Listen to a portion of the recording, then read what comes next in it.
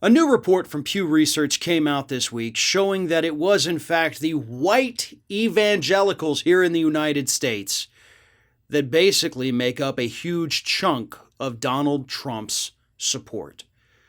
And these people, as defined by Pew, are people who attend religious services at least once a month, with the vast majority of them attending multiple times, basically at least weekly services.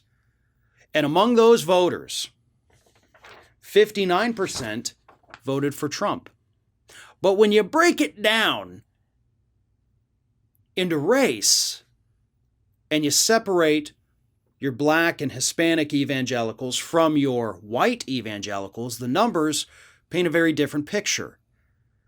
The number who supported Trump jumps from 59% to 71%. 71 of white church-going voters, 71% of white church-going voters in the United States supported Donald Trump in 2020. Meanwhile, black voters who go to church at least once a month voted for Biden by 94%. So there was a massive divide among the church-going crowd here in the United States, broken down by race. Majority of white churchgoers said, I want Trump. Majority of black and Hispanic churchgoers said, we want not Trump. And believe it or not, actually, even though a majority of white Catholics did in fact vote for Donald Trump, the numbers were much smaller, I believe it was 60%, Biden actually gained 11 percentage points among white Catholic voters over what Hillary Clinton had. And Biden himself, of course, is Catholic, so I'm sure that played at least a small role in that. But hey, he made some inroads, so good for him. But here's the thing, folks. This is what I want to ask those white church-going voters here in the United States. What exactly about Donald Trump really spoke to you in a religious sense? I mean, literally, when was the last time Donald Trump went to church? I mean, I haven't been to church since my sister, who teaches Sunday school, ended up having my kids in a Christmas pageant at church. That was the last time I went. But I was born and raised Catholic, church every single week, altar boy, all that stuff.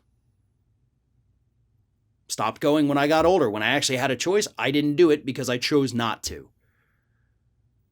But I'm still willing to bet that even though Donald Trump is more than, twice my age, that I've been to church more in my life than he has, probably by a factor of 10 or more. The dude is not religious, so why did these white evangelicals flock to him? Why do white evangelicals in general flock to Republicans? Is it only because of the abortion issue?